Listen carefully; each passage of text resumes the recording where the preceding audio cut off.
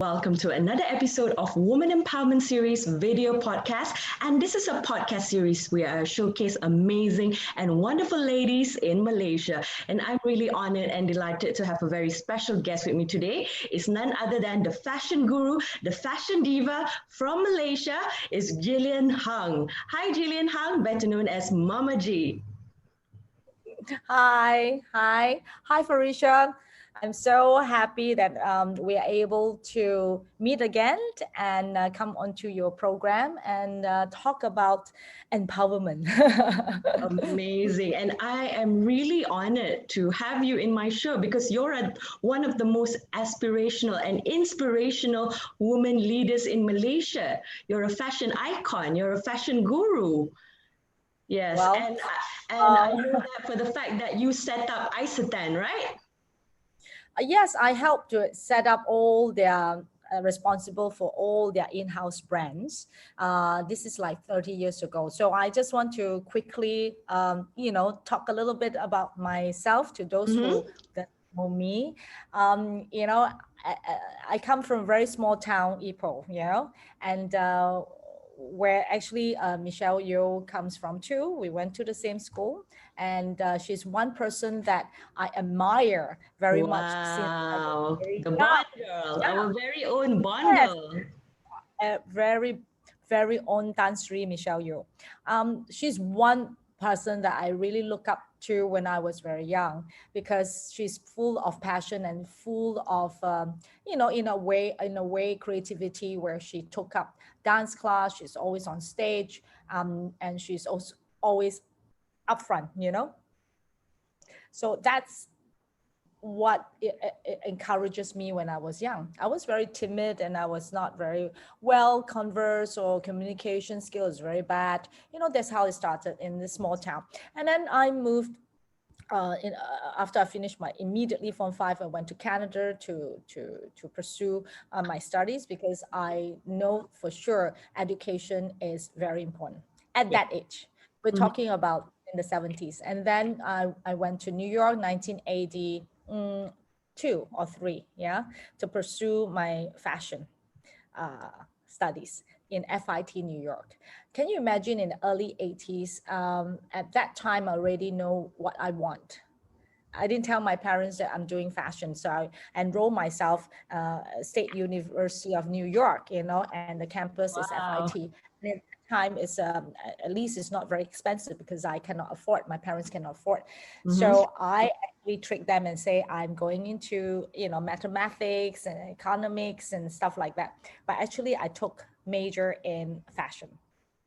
And I did that for 4 years. And in Wow. between time, I did many work. I was a babysitter. I was a canvas stretcher for very prominent artists, painters, and also I worked for this leather and suede company for many years as an intern and then later full time.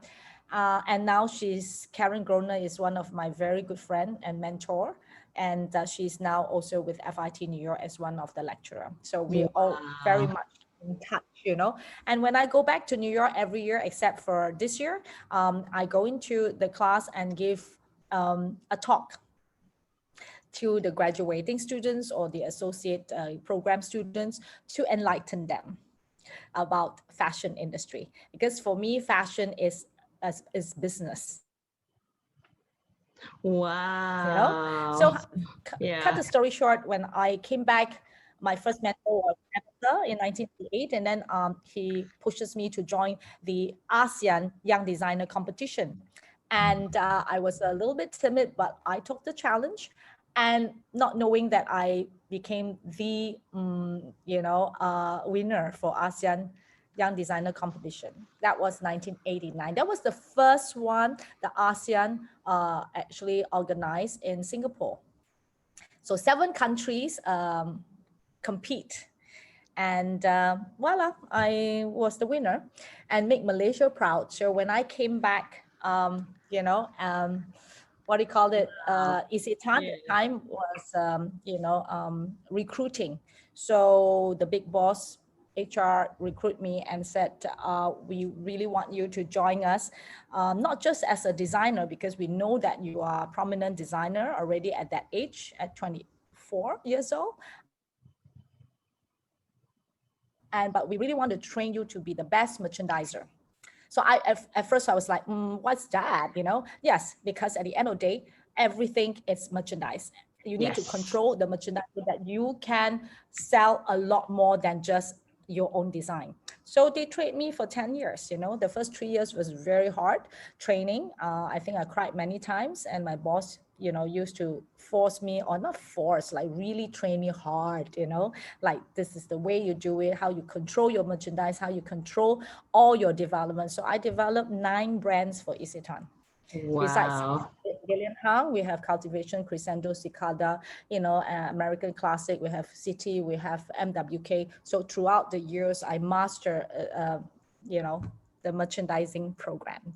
So Wow. anyway, cut the story short, I did a lot during that 10 years in the fashion industry. At the same time, I joined Moda, and Moda was actually was born 1990 with a Mhm. few designers that the founder, and I was still young. And then here comes Sunny San, my best friend, my, uh, my soulmate.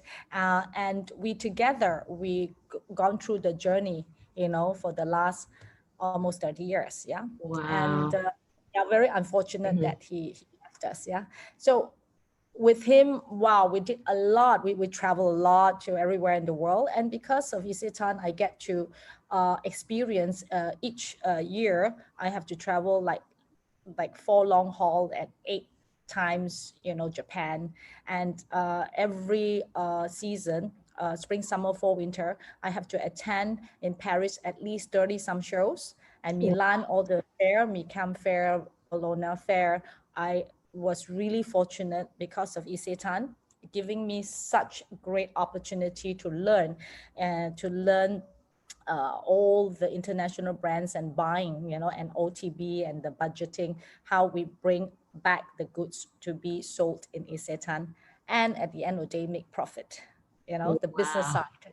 Yeah, so I had a very intensive 10 years learning curve, from Isetan. So I will never, ever forget them. And even after I left Isetan back to New York Mhm. for many, they flew me back year 2001 after the World Trade Center disaster. And I came back as a consultant till 2017, just 3 years ago. And because my career overlapped, and I was in China for the last almost 8 years, Wow. not Mhm. counting this year. Yeah, 2011, yeah, 2012. That's another learning curve. So after Isetan, I went back to New York, and then I actually, during that time, Isetan fly me back twice a year. I'm able to still be a strong member of of MODA, which is the Malaysian Official Designers Association, that I have been a member since 1990. And Wow. with those days, with my power, at least I able to share and able to get many designers into Isetan, and able to showcase their things in Isetan and encourage them to do business along the way. So that was one of my achievement in Mhm. Isetan, besides all the brands that I've developed for them, and also able to help some designers or suppliers along the way. I just have to That say, amazing, amazing experience, Gillian. yeah, Amazing. I Yeah. think that in the early 90s was my, like I full energy, full charge. And at the same time, I know so many personality in the industry, like Pat Liu, like the Dato Farrakhan, all these industry. Zantoy. Oh, Zantoy, of course, we're not even going into the designers, because Yeah. most designers, I know them through, through the older days, or now even with the new designers. Because as the president of Moda, I was being elected to be the president of Moda year 2005. And that time I was really gung-ho. I was very, how should I say, challenging. I don't know Yeah, what. very passionate. You're very passionate in your work, in what you do. Passion. And when I came back that time a little bit into Malaysia, and then and said, hey, why don't you have a school? It was too overly challenging, and I did it. Actually, I did it, and it's called FACT. It's a Fashion Academy of Creative Technology. I actually came up with a name, Mm-hmm. registered it, and Mm-hmm. set up in Bintang. And that school was actually is mostly for grooming, and Mm-hmm. I groom some Miss Malaysia. And that time Wow. I was fortunate that my financial backer was, I mean, now it's Tan Sri Vincent Lee, and he believed in me, and he actually supported the school, and it was only run for 2 years, and I was really not well. And I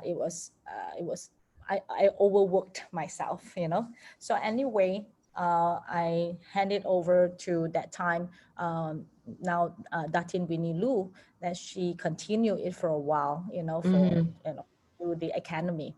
And after that, I went to do many things, do a lot of corporate grooming that time, for corporation and all that. And at the same time, then I still venture into China. At the same time, I at that time run Moda.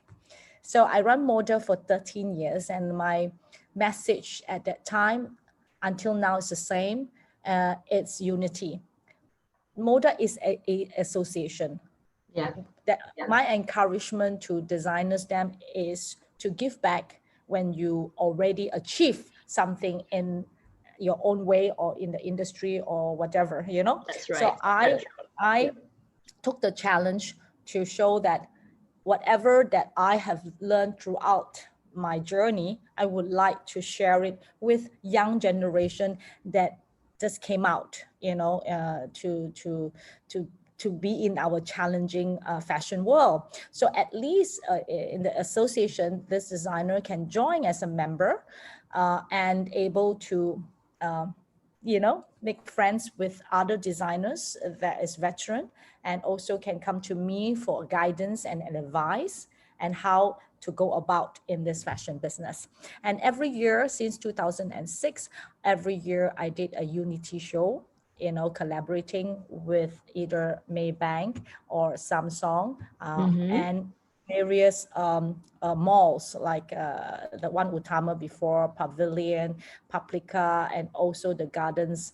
They are very supportive, giving the space, sponsoring the space, and I gather in other sponsors like Maybank, Samsung, and other liquor company to come in to celebrate each year our unity. So I'm promoting togetherness, because at the end of the day, if the industry doesn't have a body or an association to hold all designers, and everyone will be doing their own things, everybody will be individual and not socializing or become friends. So I'm creating that time the friendship between all the designers. And of course, whoever wants to join is, it's up to your heart, And this is me and Sunny, and a few more designers are very passionate about this. So every year I've created Samsung Moda Innovation Award, because Samsung came in with the support. Of course, Mm-hmm. it needs to be paid, the lightings, the carpets, the whole event needs to be paid. So Yeah. Samsung was generous to come in as a CSR, and they supported Moda for many years. So I'm able to run this competition for years, and I have found so many talented designers along the way to, Mm-hmm. when you join the competition, then only we know that you exist, Yeah. And I did work with about 15 schools, from Lim Godwin to Raffles to, Tar College. All they have fashion faculty. So every year they will, 8 months or 6 months prior to the big show in November or September, we will have a competition. So they have to get ready their collection, and they will show us from stages, the design, and then the fabrication, and then the first sample, and then the 2-3 other pieces. So along the way, me and Sunny will guide them and give them lots of advice how this collection will look like, and even sometimes terribly say will change certain things to make it look better. So at Yeah, the end, wow. we will have 10 to 12 designers competing. And the way I don't call it competing is actually making each person to become better. At least these 12 people from different schools will know each other. And at the same time, of course, not forgetting L'Oreal has been my biggest sponsor and supporter 2 years, because they come in with the best makeup artists, from Shui Mura, and the hairstylists from their Reckon or L'Oreal Professional. So they have their team of young hairstylists and their young makeup artists. So I pull them all together. So the makeup artists, the hairstylists, and the designers will group together and create that look for the show. So Wow. they all make friends, and they will go on their journey in the way, whether together or not together, but that is in a way encouraging togetherness, encouraging communication, encouraging working together. Wow. Okay. Moving on to the next So question. this, I have been doing that for many years Mhm. until 2000. Then now it's pass the patent to Melinda Lee. Wow. Okay. So what does woman empowerment means to you? Oh, for me, actually, it's a journey. You cannot just have it, and it comes natural. I mean, not natural. It's kind of practicing through the many years of challenging yourself and perfecting your mistakes or errors to become better, and knowing what is right and wrong, and speak up when it's necessary. But I speak up a lot. So I'm very opinionated and also a feminist too. For me, woman empowering is knowing your true self, and from there you are able to give a lot of advice or knowledge or sharing to the audience. And giving, for me, is more able to inspire to other people what good things you're doing. I think that's more for me. Yeah. Yeah, giving back. So you want to give back, right? And that makes you more Ultimately, empowered. whatever you do, Yeah. at the same time, or like for me, I've giving back for years. I'm still doing it nowadays. If whoever wants opinion, especially because I'm not very much here, I'm very much in China for the last, especially the last 7 years, and Yeah. also now lockdown, I also created my own e-commerce. It's called hung.click, Mm-hmm. so I'm also challenging myself in this new digital world that I'm not experienced at all, but I'm still learning.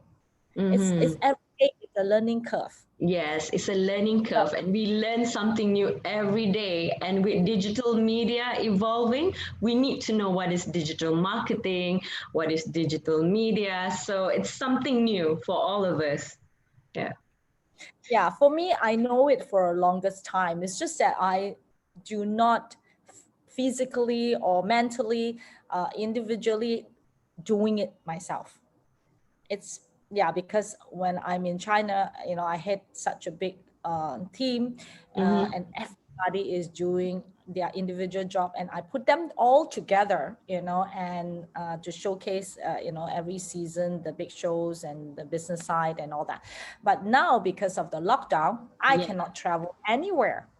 So it forces me to rethink and reinvent myself, like I said on the Council of ASEAN Young Designer, platform, and I actually talk about how to reinvent yourself. So right now I'm reinventing myself, but by having my own website, and hopefully this website is able to represent and introduce more and more young designers or creative people who I personally admire and get inspired to. So that's my goal with this e-commerce. At the moment, it's all Italian brands. Mhm. At the moment, my partner has this Italian products, and I Mhm. am coming out for the first time after so many years of my life, my own design, MMG. I had my collection Gillian hung like 30 years ago, but I quit, being a designer. And because I pursue my career throughout this 30 years as a consultant, Mhm. in more corporate, fashion corporate Mhm. designing is very different. So now reinvent myself is actually coming back my own MMG line. So funny. It's deja vu, I'm a little bit nervous actually. Yeah. Okay, now moving on to the next question. Who are the most inspirational woman idols that you admire in Malaysia and also internationally? Who are your woman idol? Someone that you look up to as a mentor, as someone very inspirational to you. I have to say, I don't spend so many, long time in Malaysia. Like I told you, when I was young in school, definitely Michelle Yeoh, inspired me a lot in school. So that's why I took up fashion, later on, and always, inspiring myself, she is one person. And through the many years locally, because I was away for so many years Yeah. internationally, I'm always not around. Even when I was working for Isetan, for the first 10 years solid, I was always outside. I was always in Europe. I only come back and put things together. So I have to say, first person that really comes to my mind is Tan Sri Rafida Aziz. Wow. Wow. Along the way, Lady, along the, Korean lady. Yeah, she's yeah, amazing. She's very opinionated. She's very yes. outspoken. Yeah. Yeah, for me, of all time, yeah, I respect her, being a woman, so much empowerment, and the way she talks, the way she carry herself, and the way that she think, and the way she carries, her job, you know, at the trade minister that time, I really, yeah, admire. Internationally, because I'm very much into education, Mm-hmm. so the people that inspire me are more like not just good at one thing. When that day when you said that it's like Oprah Winfrey, so I said, oh my God, she is my mentor. And all time, actually, she inspired me the most because I spent so many years in New York, and for the last 30 years, every year I'm back in New York, and that time I was living in New York for many years. Mm-hmm. And I she's one person that I will, chase after, and what her story, how she came from, the background being African American, how Challenging. hard, Yeah. How she come challenging, up from the challenge. Yeah. and how she actually managed to get herself hosting, and then slowly but surely became who she is, and she actually helped a lot of people without even telling people. That's what I admire most of her. Don't have to say it, but she's doing it, Yeah, Yes. high five because we both have the same idol, and Oprah Winfrey is amazing. Yeah, and she is a philanthropist. She has a school in Africa where she dedicated for students from underprivileged family, and she used her influence and her popularity and her power for the goodwill of others. She helped Yeah. people around her, and the best part about Oprah Winfrey is she give back to her community, she give back to her society despite of her she have a very tough life. In the beginning, she explained about her challenges, what she has to go through during childhood, her trauma and her pain, but she rise above it. She rise above it. And most important thing, she don't give up. So whatever Yes. challenge Don't give up. I like in, that. Don't yeah, give.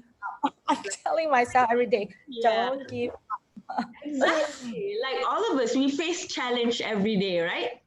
So everyone have different type of challenges. It might be, for example, I meet a client and then the client rejected my proposal. I feel down because I work hard for it.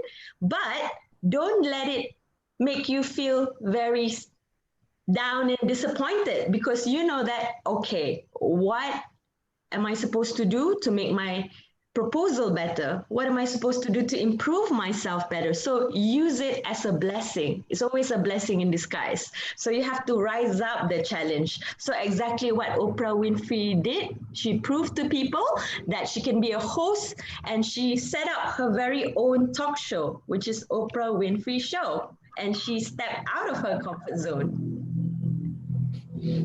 Yeah, so that's what I like about Oprah Winfrey. So both of us, we share the same common interests. We have, Oprah Winfrey as our inspirational role model.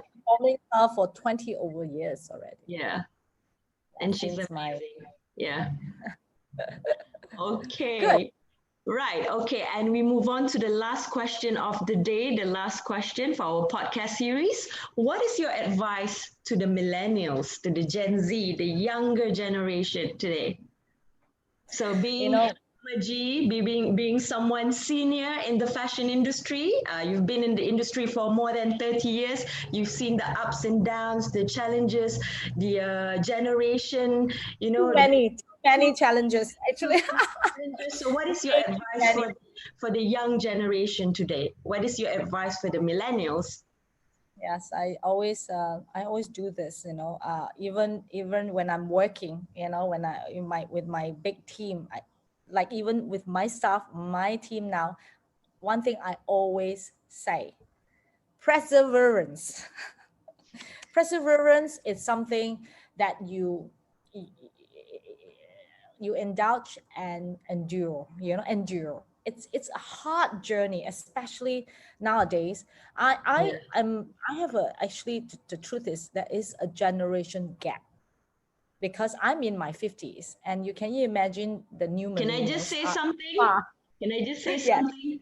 You're in your 50s, but you look amazing. You look like 25. Woo! Yes, my energy and my way of dedication to Yeah. life is really young, because I look at how I perceive life very differently, You of remind me course. of Jennifer Lopez. Jennifer Lopez Yeah, is 50. She's your I'm gonna age. take a dance She's class. 50 I years mean, yeah. old. Yeah. And age is just a So, number. It's all in the mind. Yeah. oh, right, I always take that advice. For me, yes, perseverance, enduring yourself, and of course, like I always talk about young generation. If you are Mhm. young as teenager, for me, please, education is very important, because that is a foundation of your building yourself. Doesn't matter whether in career wise or social wise or personally, your education must be, I have to say, not say solid, but you must have a basic, education. And from there, I advise also each and every one of these young person to have a passion. But now I see everybody wants to get famous very fast and want to be the KOL, want to be this hosting, and nobody actually wants to do the layman job. It's very scary. So if everybody wants to be famous, everybody wants to go to the social media to do something, I think, of course, I mean, like even for me, I'm doing it, but that's surface. But what is your inner core that you develop since you're young to be someone, someone that inspire you? Yes, you can be just selling goods all the time, being famous and all that stuff, but that's not you.